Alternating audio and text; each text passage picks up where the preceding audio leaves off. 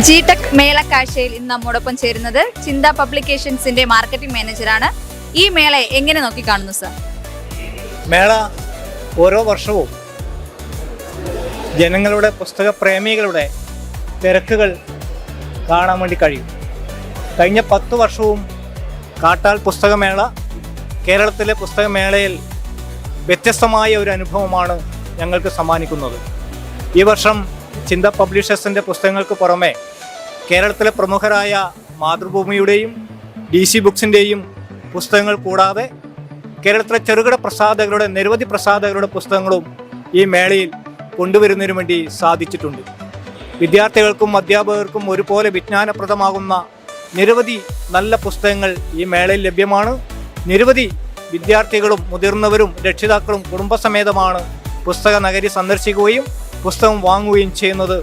ഇത് ഒരു പുതിയ അനുഭവമായി കാണുകയാണ്. Thank you sir.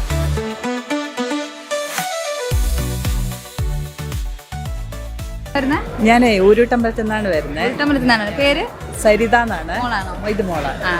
വായിക്കാറുണ്ടോ മോള്? ഏതൊക്കെ ബുക്കുകൾ കൂടുതൽ വായിക്കുന്നത്? ഇംഗ്ലീഷാണോ മലയാളമാണോ? മലയാളം. ഏത് സ്കൂളിലാണ് പഠിക്കുന്നത്? Mannanikkonam doctor Lohia memorial LPS Mannanikkonam school. Thank you. അപ്പോൾ എങ്ങനെയാണ്, എല്ലാ വർഷം വരാറുണ്ടോ മേള? എല്ലാ വർഷം വരാറുണ്ട്. ഒത്തിരി ബുക്കുകൾ എടുക്കാറുണ്ട്. എനിക്ക് ഈ വിവർത്തന കൃതികൾ ഭയങ്കര ഇഷ്ടമാണ്.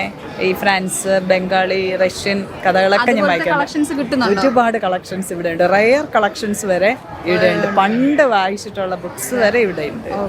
ഭയങ്കര സന്തോഷമാണ്. മോളെങ്ങനെ പാടൂ? ഒരു പാട്ട് പാടിത്തരൂ. റൈമിങ് പഠിക്കാതെ സ്കൂളിലൊക്കെ പഠിപ്പിച്ച ഒരു റൈമിങ്.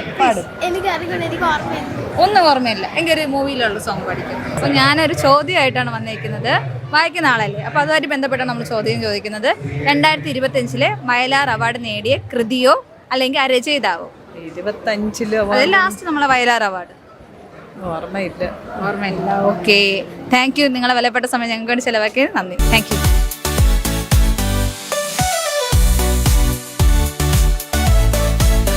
അപ്പോൾ നമുക്ക് അടുത്തൊരു ടീമിനെ പരിചയപ്പെടാം. എവിടെ നിന്നാണ് വരുന്നത്? ഞാൻ കിള്ളിയിൽ നിന്നാണ് വരുന്നത്. പേരെന്തുവാണ്? അമല. അമ്മയാണ്.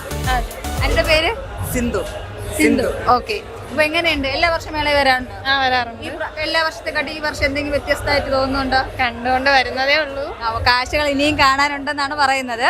അപ്പോൾ ഞങ്ങൾ ഇന്നൊരു ഗെയിമായിട്ടാണ് വന്നിരിക്കുന്നത്. ഒരു ക്വസ്റ്റ്യൻ ചോദിക്കും, ആൻസർ അറിയാമെങ്കിൽ പറയുക. ഓക്കെ. അപ്പോൾ എൻ്റെ ചോദ്യം ഇതാണ്: 2025 വയലാർ പുരസ്കാരം നേടിയ കൃതിയും രചയിതാവും? 49-ാമത്തെയാണോ? 49-ാമത് കിട്ടിയത് സന്തോഷ് കുമാറിനായിരുന്നു. ഏത് കൃതിക്കാണ്? തപോമയുടെ പറഞ്ഞ ഉത്തരം ശരിയാണ്. കൺഗ്രാറ്റുലേഷൻസ്. ശരിയാണ്. അപ്പോൾ അവർക്ക് നമ്മൾ കൊടുക്കുന്നത് മാക്സിം ഗോർക്കിയുടെ അമ്മ സമ്മാനമായി നൽകുകയാണ്. ഹാപ്പി അല്ലേ? ഓക്കെ. ജിടെക്കിനെ, കാട്ടാക്കടയിലെ ജിടെക്കിനെ കുറിച്ച് അറിയാമോ? അറിയാം. കമ്പ്യൂട്ടർ എഡ്യൂക്കേഷന്റെ ഒരു സ്ഥാപനമാണ്. ആ സ്ഥാപനത്തെ കുറിച്ച് നിങ്ങളുടെ അഭിപ്രായം, പുറത്ത് കേട്ടറിവ്? നല്ലതായിട്ട് ഞാൻ പോയിട്ടില്ല. അവിടെ നല്ലതാ. എൻ്റെ ഫ്രണ്ട്സ് ഒക്കെ പോകുന്നുണ്ട്. അപ്പോൾ അവിടുത്തെ കോഴ്സസ് ഒക്കെ കൊള്ളാമെന്നാണ് ഞാൻ അറിഞ്ഞത്. അപ്പോൾ ജിടെക് ആണ് നമ്മുടെ ഈ പരിപാടി മേളക്കാഴ്ചകൾ സ്പോൺസർ ചെയ്തിരിക്കുന്നത്. അപ്പോൾ നമ്മുടെ പരിപാടിയിൽ പങ്കെടുത്തതിൽ ഒരുപാട് സന്തോഷം. ഹാപ്പി. Thank you.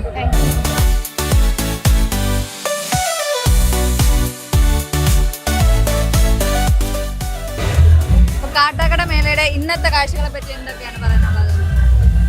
ഇന്നത്തെ കാഴ്ചകളെ സംബന്ധിച്ച് ഇന്നലത്തേക്കാൾ നല്ല തിരക്കുണ്ട്. പിന്നെ ബുക്കിനെ പറ്റിയൊക്കെ പറയുകയാണെങ്കിൽ നല്ല കളക്ഷൻസ് ഉണ്ട്. പിന്നെ കഴിഞ്ഞ വർഷത്തേനെ അത്ര കളക്ഷൻ ഉണ്ടെന്ന് തോന്നുന്നില്ല, പക്ഷേ അതിനേക്കാളും കുറച്ച് കളക്ഷൻ ഉണ്ട്. ബുക്ക് വായിക്കുന്ന ആളാണോ? ബുക്ക് വായിക്കാറുണ്ട്. ഏറ്റവും ഇഷ്ടപ്പെട്ട നോവൽ ഏതാ? നോവല് അങ്ങനെ ചോദിക്കല്ലേ. എനിക്ക് ഇഷ്ടപ്പെട്ട ബുക്ക് ആൽക്കമിസ്റ്റ് ആണ്. ആൽക്കമിസ്റ്റ് അതാണ് വായിച്ചിട്ട് എനിക്ക് ഇപ്പൊ ഇഷ്ടപ്പെട്ട ബുക്കായിട്ടുള്ളത്. വായിക്കാൻ സമയം കിട്ടുന്നുണ്ടോ? വായിക്കാൻ സമയം എങ്ങനെ കിട്ടുന്നത്? ഞാൻ ടാറ്റു ആർട്ടിസ്റ്റ് ആണ്. അപ്പോൾ അതിൻ്റെ ഇടയ്ക്ക് കിട്ടുന്ന ടൈമിൽ ബോറടിച്ചിരിക്കുമ്പോൾ വായിക്കാറുണ്ട്. അത് തന്നെയാണ്. പിന്നെ ട്രാവലിംഗ് ആണ്. പിന്നെ അങ്ങനെ യാത്രാ വിവരണങ്ങൾ അങ്ങനെയൊക്കെ വായിക്കാം. സമയം കിട്ടുന്നില്ല. Okay, thank you. അടുത്ത് നമ്മോടൊപ്പം മറ്റൊരു കുടുംബം ചേരുകയാണ്. അപ്പോൾ എങ്ങനെയുണ്ട് ഈ പ്രാവശ്യത്തെ മേള കാഴ്ച? ബുക്ക് നോക്കിയായിരുന്നോ? നോക്കാൻ വന്നതേ ഉള്ളൂ. എവിടെ താമസിക്കുന്നത്? കിള്ളിയിലാണ്. കിള്ളിയിലെവിടെ? കിള്ളിയിൽ നേച്ചർ സൈഡാണ്. ഓക്കെ, ശരി. അപ്പോൾ ഞാൻ ചോദിക്കുന്നത്, ബുക്ക് നോക്കിയിട്ടുണ്ടോ? നിങ്ങള് വായിക്കുന്ന സ്വഭാവം ഉള്ളവരാണോ? ഇഷ്ടപ്പെട്ട ഒരു ബുക്കിന്റെ പേര്? ഓക്കെ, ഇവിടെയോ? ഇഷ്ടപ്പെട്ട ഒരു ബുക്കിന്റെ പേര് പറയാൻ പറ്റുമോ? പെട്ടെന്ന് പറയാം. ഇവിടെയോ? ആടുജീവിതം വായിക്കാൻ. ബെന്യാമിന്റെ ആടുജീവിതം അല്ലേ? സിനിമ കണ്ടായിരുന്നു അതിന്റെ? എങ്ങനെയുണ്ട്?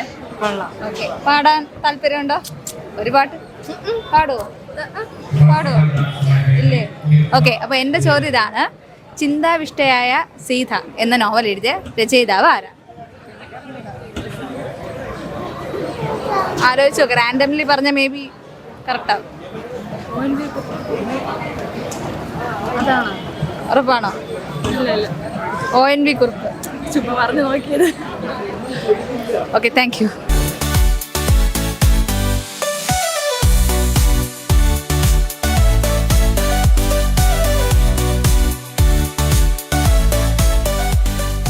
പേരെന്താണ്? ജിത്തു. ജിത്തു. എവിടെന്നാ വരുന്നത്? ഉരുട്ടമ്പലം. ഉരുട്ടമ്പലം. അപ്പം ആദ്യമായിട്ടാണ് പുസ്തകമേളയിൽ? പുസ്തകങ്ങൾ എല്ലാവരും 4-5 വർഷം കൊണ്ടുണ്ട്. 4-5 വർഷം കൊണ്ട്. അപ്പൊ ഇതുവരെ വന്നിട്ടുള്ള വർഷങ്ങളെ അപേക്ഷിച്ച് ഈ വർഷം എന്ത് പ്രത്യേകതയാണ് കാട്ടാൽ പുസ്തകമേളയ്ക്കുള്ളത്? കഴിഞ്ഞ വർഷത്തെ കാലം ഈ പുസ്തകമേളയിൽ പുസ്തകങ്ങളെ മെയിൻ എന്ന് പറഞ്ഞാൽ ഈ പുസ്തകശാലയാണ്. അപ്പോൾ അത് കുറച്ചുകൂടി വിപുലീകരിച്ച് നല്ല സെറ്റപ്പ് ആക്കി ചെയ്തിട്ടുണ്ട്. കുറച്ചുകൂടെ സ്പേസ് ഒക്കെ വെച്ച് കുറച്ചുകൂടെ പുസ്തകങ്ങളൊക്കെ ആഡ് ചെയ്ത് നല്ല ഭംഗിയായിട്ട് ചെയ്തിട്ടുണ്ട്. പുസ്തകം വായിക്കുന്ന ഒരാളാണ്? ചെറിയ രീതിയിൽ വായിക്കും. അങ്ങനെ സമയം കണ്ടെത്തി വായിക്കില്ല, സമയം കിട്ടുമ്പോൾ ചെറിയ രീതിയിലൊക്കെ വായിക്കും. ഇഷ്ടപ്പെട്ട ഒരു ബുക്ക്, വായിച്ചിട്ട് ഏറ്റവും ഇഷ്ടപ്പെട്ട, വീണ്ടും വായിക്കണം തോന്നിയ ഒരു ബുക്ക്? ചോദിക്കുന്ന കാര്യമില്ല. അങ്ങനെ ഞാൻ ബുക്കൊന്നും വെച്ചില്ല, 2-3 വർഷമായി ബുക്ക് വായിച്ചിട്ട് കുറേ നാളെ. ഓക്കെ, അപ്പൊ നമ്മള് ചോദ്യത്തിലേക്ക് കടക്കുകയാണ്. എന്റെ ചോദ്യം ഇതാണ്, ചിന്താവിഷ്ടയായ സീത എന്ന കൃതി രചിച്ചത് ആരാണ്?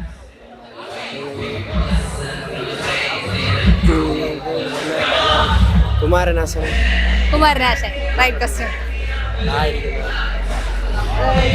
അപ്പൊ നമ്മുടെ ചോദ്യത്തിന് ശരി ഉത്തരം ജിത്തു പറഞ്ഞിരിക്കുകയാണ്. അപ്പൊ ജിത്തുവിന് സമ്മാനം കൊടുക്കുന്നതിന് വേണ്ടിയിട്ട് നമ്മുടെ വിക്ടർ ഹ്യൂഗോയുടെ പാവങ്ങളാണ് അദ്ദേഹത്തിന് സമ്മാനമായി നൽകുന്നത്. അത് ചിന്ത പബ്ലിക്കേഷൻസിന്റെ മാർക്കറ്റിംഗ് മാനേജർ കൈമാറും. സ്നേഹപൂർവ്വം.